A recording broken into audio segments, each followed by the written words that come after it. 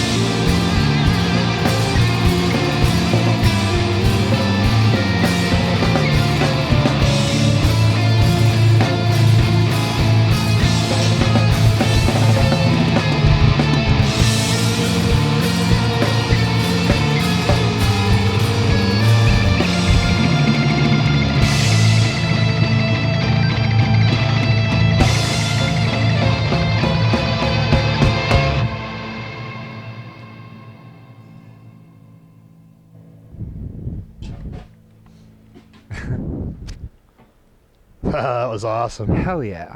Hey, my name is Vince. This is Aaron Redfire.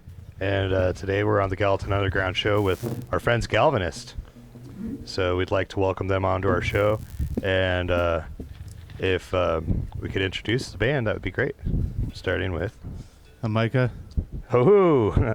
In a cavern. Lead guitars, and the synths.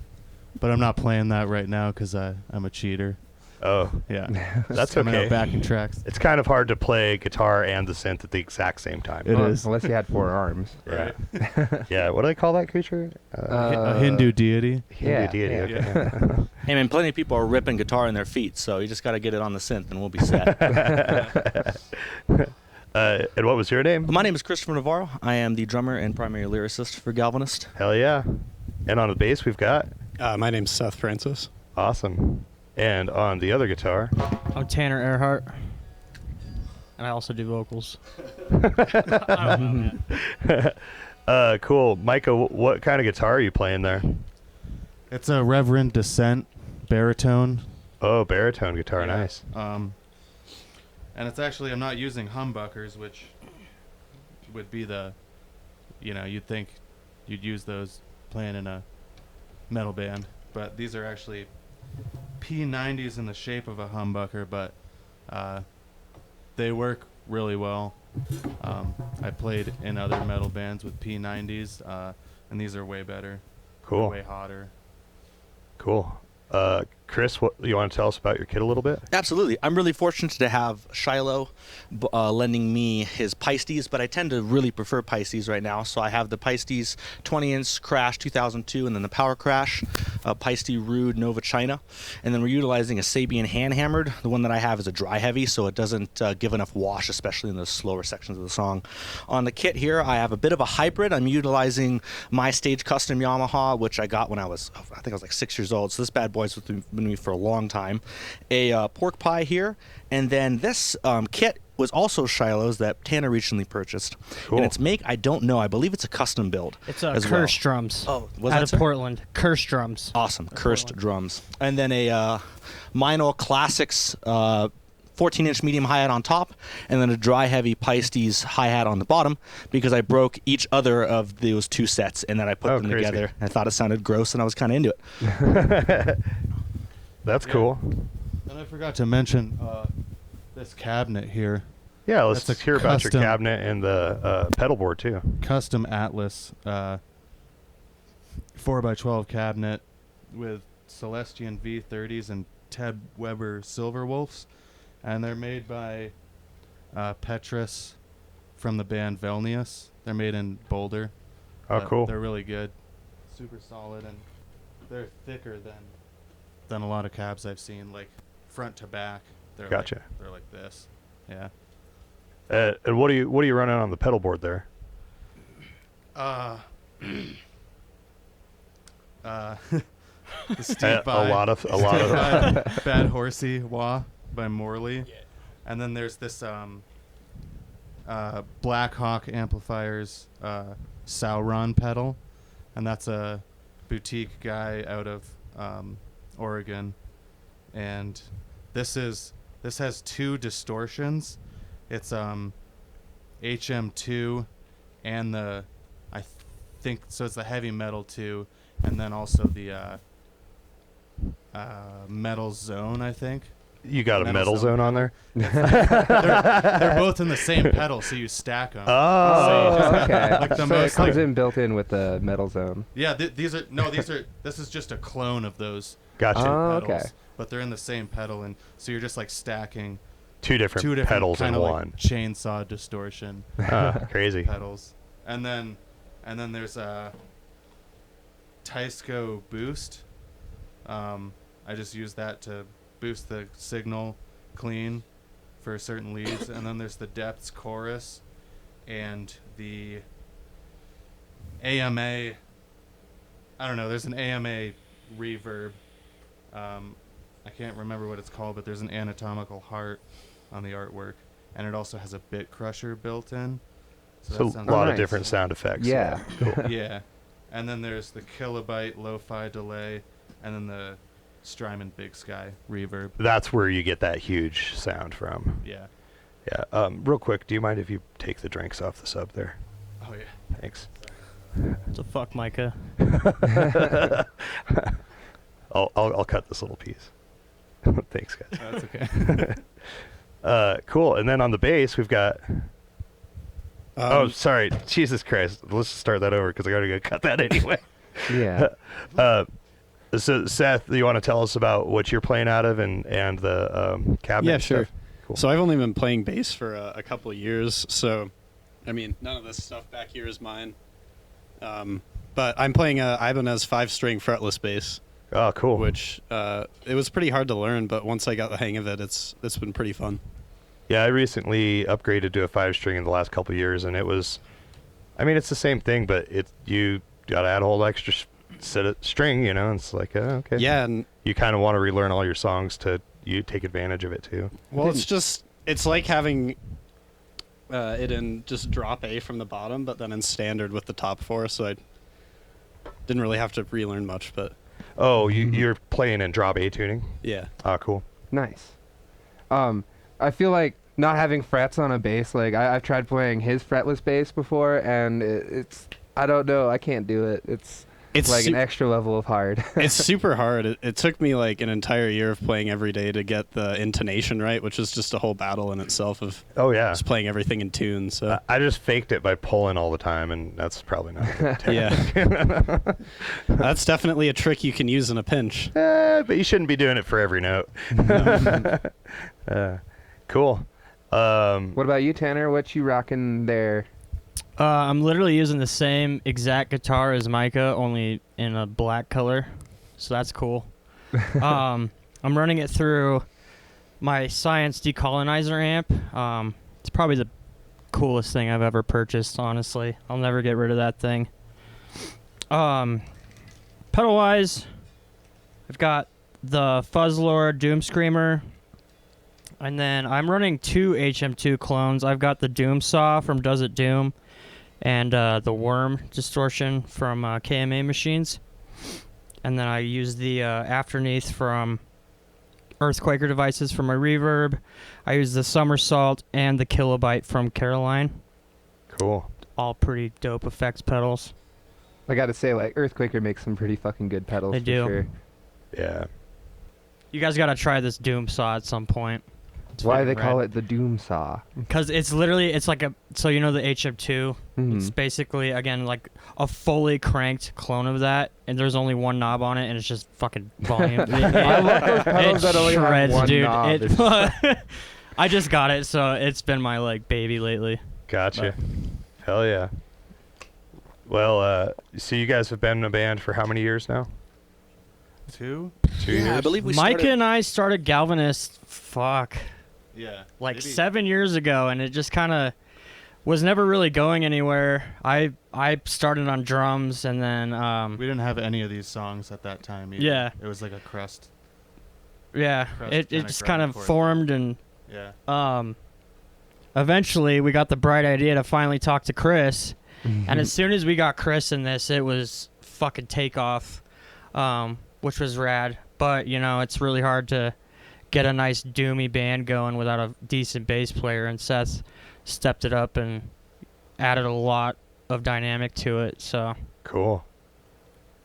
Yeah, it's got a bitchin' tone. You guys got like, well, a hell of a lot of like tempo changes, and I'm not really wasn't really following the timing so much, but I imagine there's some time signature changes in there too. Yeah, we play in 6 a lot, and then there's a particular portion that has like a 5-3-6 So yeah, rotation. when we recorded that, it's like the whole riff is like 17 beats. So we just set that section to 17/4. These are difficult times. And I thought my band was complicated, but But, yeah, it's literally it's like 2, 3, 4, 5, 5, 3, 1, 6. Well, yeah, I think he's Uh, You just set the click to a solid. We just know it now. You guys just set the click to like a solid click for that piece. Yeah. Yeah, Pretty much. for most of Yeah. it's just a solid click. It's not worthwhile figuring out because I've down. learned these songs. I know where Yeah. the shift changes happen. You just want to So- hear that you're on time. Exactly. That's really all it Yeah. takes. Yeah. Yeah. Yeah. We practiced that one riff. I think it took like 3 practices. And I just started playing drums again after a 3-year layoff, and I couldn't really blast beats. So it was just this brutally painful, like, shaking that happened, and eventually it loosened up a little bit. But that took some effort. Yeah. Chris, did you have like any technical training on the drums? I was really fortunate that I was able to take lessons in jazz and snare marching when I was younger. And during that time, I was honestly much, much better. I played in a tech death band called Cellar Vessel at the time. And since then, I haven't had any further technical training. Most of it is just attempting to figure out, hand techniques and anything of that sort. But I do have a background from, in my childhood. Cool. What about the rest of you guys? Do you have any background in music? I know, Seth, you said you just started playing the bass a couple years ago, but is that your first like musical instrument that you jumped onto? No, not at all. I've been playing music since I was like 2 Wow. or something. I was playing piano and like violin back then. And then I didn't play for a while, but then I did like band in school. I played like oboe, and then I picked guitar back up, and then I played guitar in high school and like jazz band, and I played drums and marching band. And then after that, I've kind of just been learning on my own and That's playing, cool. like, metal and stuff. Would Yeah. you say that it's really helped you having kind of a broad musical background to learn a new instrument? Oh, for sure. Every time I pick up a new instrument, it's easier, I would say. That's cool. That's Yeah. awesome. I was gonna ask, well, what called you to learn the bass? Oh, I mean, these guys needed a bass player. we literally called him. They called him. Nice. I've always wanted to play Fretless because I think it's really cool. I don't know if either of you know the band Cynic, but that's been pretty Definitely, big for me yeah. in the past. Like the fretless playing that goes on in there, Sean Malone is a pretty big inspiration for me. So that was probably the biggest reason I wanted to play fretless. Awesome. And so I guess it's a kind of a sad story, but you guys are gonna stop being a band here today. We're not gonna stop. Stop being a live band necessarily. We do still have one festival that we'll be playing, Lithica, in June. But with a lot of us, Lithic Cascadia. thank you very much. I always in mess the name up. Washington. Very excited for that regardless. But yeah, a lot of us have been. I'm moving for a academic program, and Micah's moving as well. So it's just difficult at the stage in life we're at to keep everyone in the same town Right. at the same time. So we're going to continue on as a national project where we'll be sending tracks back and forth to each other and recording via Cool. click and bringing it back. So we Nice. definitely expect to be able to putting out more in the future. But as a live act, those will probably be a little more rare and savored than we might like them to be. Sure. With that in mind, I mean, do you think that you guys are still going to possibly plan a future tour to like mesh together everything new that you've written nationally? We would be very, very open to that. It would depend on circumstance. I'll be in a program that I don't have a lot of freedom to be taking significant amounts of time off. Right. But if such an opportunity presented, I would definitely be exploring options for trying to do that. That's really cool. Well, it's cool that you guys are keeping the band together through sending tracks back and forth, like That's still what making. We're stuff. planning on it, but we've never tried it, but we'll give it a shot. Cool. Other Yeah. bands in our genre do this that Yeah. vibe, so we can probably figure out how to pull it off. No, I think it's a doable thing if everybody has enough, motivation to keep doing that. Yeah, So, absolutely. and then you guys just released an album as well, right? Today, Yes. actually. Today, the last Damn, show. I know you Monday. guys are playing tonight at the filling station, which you guys all missed out unless you were there, and then you didn't, and it was bitching. So, yeah. So let's hear about your album and that process a little bit. Yeah. Who would like to take it? I think you should obviously take the wheel here, buddy. Sure. Yeah. So, Connection as an album is very thematically based, very in a sort of mental landscape in which that inner experience that you get to experience in that landscape can be presented through in some sort of tactile form. And the closest that I've found throughout my life has been music, and getting at that feeling, that aura, that sort of state of being that a lot of these, mental spaces exist in. So Galvanist began definitely out of this shared connection that we all have as members, having grown up in Bozeman, and became something that got to be expressed through what was my philosophy thesis for my senior project in my philosophy degree, which was centered essentially around my own personal failures and attempts for vulnerability, which I understand through a particular lens, which is French modernism, Georges Bataille, Michel Foucault, and Maurice Blanchot. And through them, I'm exploring the ways in which wounds, languages, a teleological project all coordinate together in this liminal space that we're attempting to exist in between beings, in the issue in that there's a continued discontinuity between each of us. So our death, my death, can never necessarily be your death in one particular way. We attempt to alchemize it through things such as sacrifice. We engage in it in ways through eroticism, which is more than just a sexual project, being a project, or religious in general of union. And trying to get at an ability to communicate that difficulty, those difficulties in vulnerability, the difficulties in which that presents itself in those multiple avenues of wounds, languages, and projects. And the band, thankfully, Tanner specifically, was willing to read the lyrics that I had written and ended up, falling in love with them and really giving me an outlet to present to them. And then it became and morphed into that type of project. And gracefully was able to take each of our own interpretations, which the reading list that I might have presented initially will vastly differ between each member because of the own vulnerabilities and the own difficulties that they present and they speak through in the project. So it grew into something much more, if that biography would agree with the rest of the band. Yes. I think that's probably the most bitchin' explanation of an album that I've ever heard. But let me make sure I understand this in layman's terms. No, certainly. You guys created this album to experiment the feeling of being vulnerable in a mental space. Correct. Exactly. There's this contradictory space, Got it. this liminal space, wherein you can either have a synthesis or an antithesis. And generally speaking, in Western philosophy, you would have then a synthesis that results out of the two of them. But in other instances, particularly in things like sovereignty or cruelty, or also in human connection, there's this issue that one never coordinates or overcomes the other. Both have to exist simultaneously. So you're stuck in this little almost pinball space between these two that never actually synthesize. Both are forever irredeemably, irreconcilably, I can't say that word, irredeemably separate. They're never going to be the same or together. And that's that difficulty in that space that I'm really interested in, that I really, really struggle in.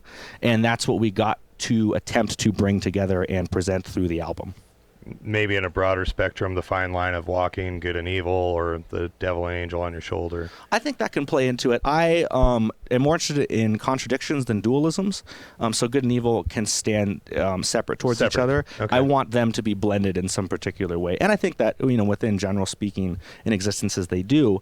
Dualisms are very useful for, analysis and other things like that. But I'm more interested in the space between those things, that each one annihilates and saves the other simultaneously.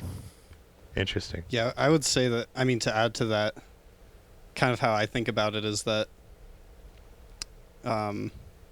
you're kind of putting those opposites up against each other and they annihilate each other, and you kind of see how, language sort of doesn't really work to have that kind of communication. These categories we put up, light, good, and evil, don't really describe the real world. Things are more complicated than that in every situation. So for me, a lot of this is kind of like getting outside of my limited perspective and trying to see things from other people's perspectives, but then kind of meshing those together, and then they kind of cancel out. And you can get a more true perception of the world or people, I guess. Yeah. If that makes sense. Yeah, I would definitely, language, for sure, what you just mentioned is extremely important in understanding the project, or the failure of language in and of itself. I think music is a good vehicle for exploring those things that you can't really put a label on using something like language. Yeah, it's really unique in that, like, if I say something like I say mug, right, that the image I have in my head of a mug is different than yours. So it comes to you, you annihilate whatever meaning I have, substitute it with your own, and then you and I engage in that sort of liminal space of really we're never actually understanding each other. We're just kind of getting a little bit close. Music is really interesting in that most oftentimes, even if you don't like the music, you can identify an emotion or pattern or a type of internal tension or whatever it may be presenting fairly accurately. Schopenhauer goes into this extensively, in which I am ill-read on him, so I won't go into it. But a lot of people do identify exactly what you just mentioned, and I think is really important. That makes music such a unique, intimate vehicle for that sort of thing, and that it seems to maintain the continuity between the author and the other, where that death of the author, which absolutely I would say occurs in literature, doesn't incur itself in the same capacity in that art form. Cool. Yeah. I'm ready to hear another one, you guys. Like, All right. all this talking about all the intricacies of what's going in behind the planning of this music makes me want to hear some more of it. Very happy to show it. Thank you for having us. Oh, absolutely. Thank you guys for getting on the show.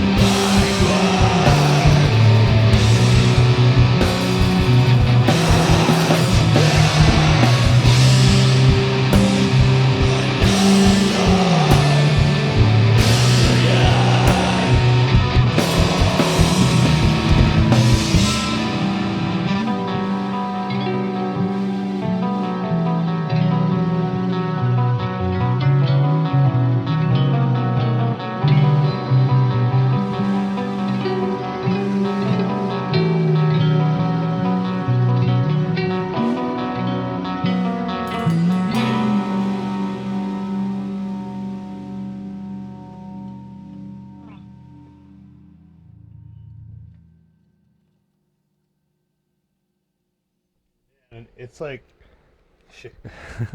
really crazy how you could just feel your way through the song, and that like the song can be so heavy yet so beautiful at the same time. You know, like I don't know, it's just such an interesting feeling listening to your guys' music. Thank you. I appreciate the compliment. Yeah, it's like going on an epic journey. Yeah, I know. I wanted to say journey, but I think we said that like a dozen other times. I It just know. doesn't quite describe the feeling. I love hearing that though. I'm always down for that. Yeah. It's intense. There's a lot of emotions going through it. You know, it's cool. Yeah, it's the closest thing that I've gotten to that emotional landscape that I've wanted to with music. And I don't know what features we have. I mean, we're all get along really well and have wonderful musicianship, but it's definitely part of the reason why we're looking to expand it into that national project, being that there's just a type of alchemy that occurs here that really moves me, and I'm really fortunate to have other people indicate that it moves them as well, which I find really special. Yeah, thank you. It is special. I mean, I've seen you guys a handful of times now, and every time it's just I don't know. I don't know how to describe it. It's just like, you know, and you're just like, oh yeah. I think the first time I like heard it. you guys was at Mosh in the Mountains. That was Yeah, our that was first show. That was our first show. Oh man, That was your first show? Yeah. Yeah, let's get What rid of the a crybabies. killer way to like just get started playing live music. Yeah. It was great. And I had no idea people were going to react either. And watching people up in the front, just eyes closed and just jamming out and, you know, being crazy and going up to the front of the stage and then like thanking us and everything. It was a really beautiful way to start out the project as a live component. Yeah, definitely. It was a fun time. I mean, Mosh in the Mountains is always a fun time. I'd Yeah, absolutely. recommend it to anybody out there that is in the area. Just check it out. It's 3-day. Basically 3-day camping adventure. Yeah, pretty much. Lots of music. And this year there's a special awesome lineup. But anyways, we're going to interrupt you guys for a minute and jump to our little portion of the show where Aaron says her little I am unprepared. There's look at this. It's an old set list of This is on set list. that looks like an orange set list. Huh. Oh, well, I'm not going to read that. So, as you know, we're operating on YouTube, so we really depend on you guys just like hitting that subscribe button and hitting that bell. There's also multiple ways to get on our show. Mainly, you go to the website, the GURadio.com, and you go to our artist submission form, and that's where you can fill it out and get on this show. Oh, my mic cut out. Interesting. Ah. Yeah, so on our website, because I'm dumb and not a very good web graphic designer, we've created a very easy link at the very top on the menu that just simply says "Get on our show." Oh, really? Yep, so- You changed it since the last time I've been on there. Oh man, that's sad. It's sad to hear. Anyways, yeah. So if you guys want to get on our show, click on the link up top. If you guys want to support us, you're a business, we've got packages for you guys as well. Advertisement in the corner of our shows. And yeah, if you're an artist or comedian or poet, then we have room for you too. It's called Hidden Gems episode. You know, a live performer in any way. Basically, anybody that's not a band musician that performs live, and you're still an artist, we want you on our show. So, yeah. With that, we're gonna get back to Galvanist. Hey guys, back to you. So I was gonna say about a lot of the guitar riffs, at least that I write, and the leads come from that same emotional space. It's just what can't be put into words, I guess, goes into melodies. And Yeah. it's usually from my side of it is what this band is for me is like a reflection of the vulnerability within intimate relationships. And a lot of the riffs are pretty, but a lot of them have a lot of teeth and are kind of violent because there's also just as much potential for pain as there is for joy in those kind of Sure. spaces. Yeah. Yeah, that's really cool to be able to use that as an outlet. Yeah. I think a lot of musicians use music as an outlet for emotions in a lot of ways, even if they may not recognize it. But to me, music is a very emotional thing. It's something that like comes from within inside you, and you can tell when you're just playing a song or when you're playing a song, Right. Or is the song playing you? Hey. Oh, Sometimes it may have. It's hard to say. That's pretty deep there, Aaron. Still getting a little. Yeah, cut I back think on there. there's a connection problem, but Yeah, I think that's a really good point that you just brought up there, and that the idea of like self-knowledge is very difficult, to say the least, with the barriers that one has towards actually evaluating their own space in the world, and having something like music that might in some ways explore or reveal or present as a reflection in some way. It was like you said, the song plays you.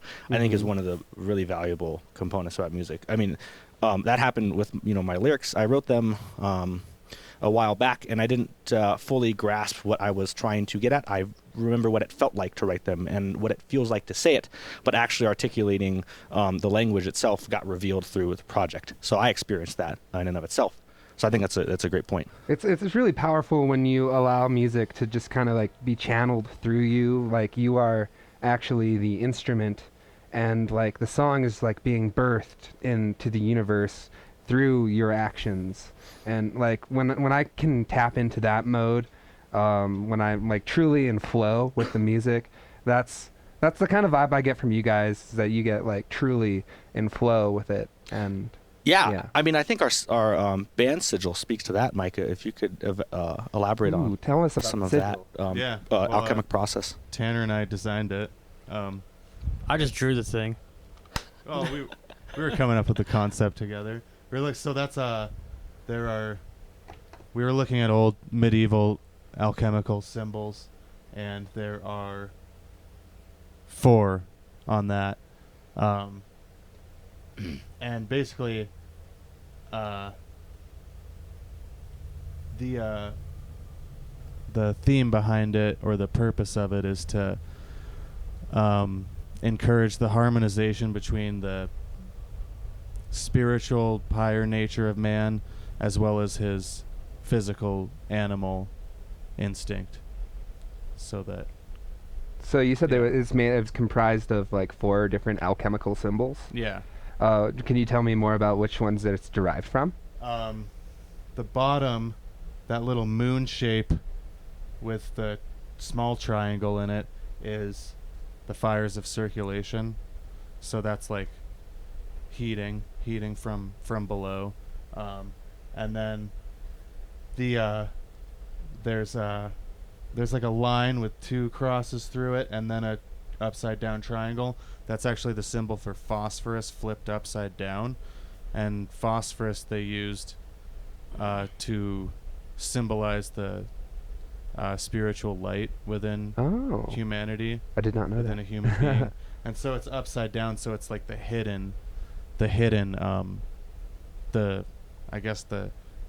dark light. Not as in dark as in negative, just like what you can't see.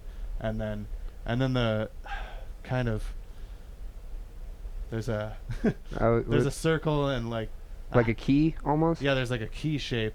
That's the symbol for composition. And then there's the symbol for antimony, which is the kind of fork, the 3 forks, 3 prongs at the top, and then a line straight down.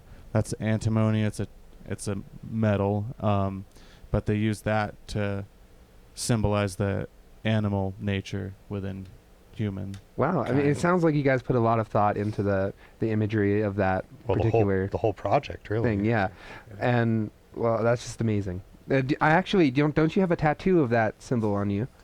Nice. Yeah. Cool. And it's on the back of our shirts. Oh yeah, So Which you could buy now. Yeah. Go out there and buy their merch, guys. I adore that sigil. I will also be getting it tattooed on me. That's the degree that I enjoy it. Tattoos are stupid. Says the most tatted person in the room. That's really awesome. Well, since since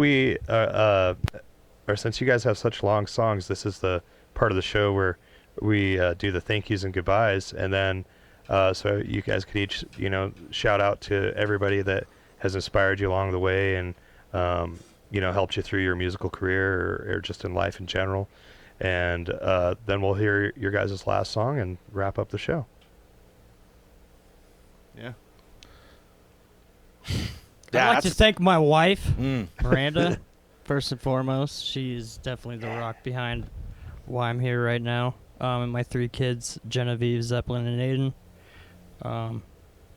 Yeah. I'd like to thank mental illness, honestly, because, yeah, I like writing sad and heavy riffs. I don't know, man. I'm just here to have a good time. Cool. I guess I'd like to thank my music teachers and anyone I've played music with before this for helping me get to the point I can where I can actually play this type of music without failing. That's pretty cool. I guess I'd also like to thank my parents, my girlfriend Emma for supporting me, all my friends. Yeah. Sweet. I'd actually like to thank a lot of my university professors at Montana State University for investing in me and helping me acquire confidence in these subject matters and these difficulties that I have, that I had the skill sets and potential to express them in some manner. And I'd like to thank the gentleman here with me on stage for allowing me the avenue to express them. Otherwise, they would just still be lyrics on my computer that I got to read every once in a while and cry about. So I really appreciate being able to hear that someone else gets to be moved by them in some ways, has a potential to be vulnerable with me, share in this wound that I have together, and not seek its rectification, but rather its fulfillment in some particular way. And that's what I get to have through these gentlemen, and I really appreciate them. Awesome. Yeah, I'd like to thank these guys I'm playing with. Our previous band, us, Seth and Tanner and I were in Archeron, Thodol, and with Kelly and Shiloh, so we're thankful for them because we got a lot of experience in that band. That was 9 years. And I'd like to thank like all the locals who've shown up for our shows over the years and supported us and come out to shows, thrown shows. Everyone who was behind throwing me a benefit show when I was in the hospital for like 2 months. Yeah, that was wild. Yeah.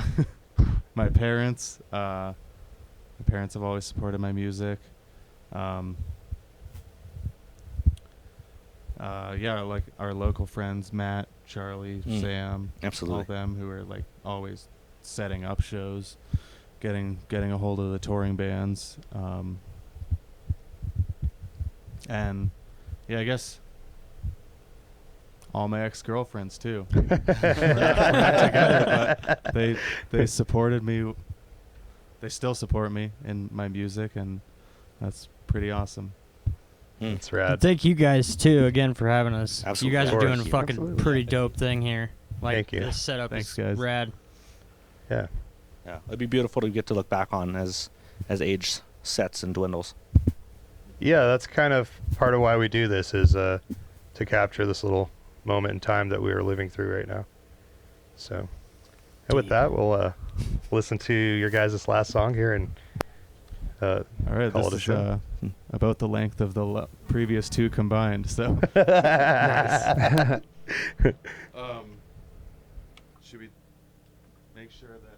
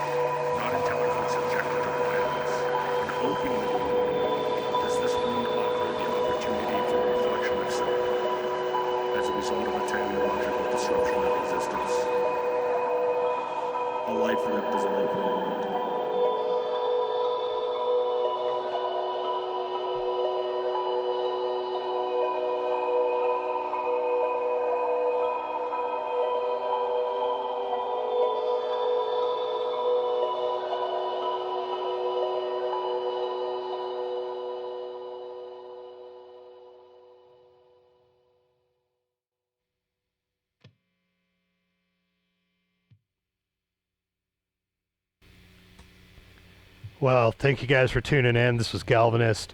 If you enjoyed our show, make sure to subscribe to our YouTube channel. Check out our website, theguradio.com, and stay tuned for more. Until then, know your scene.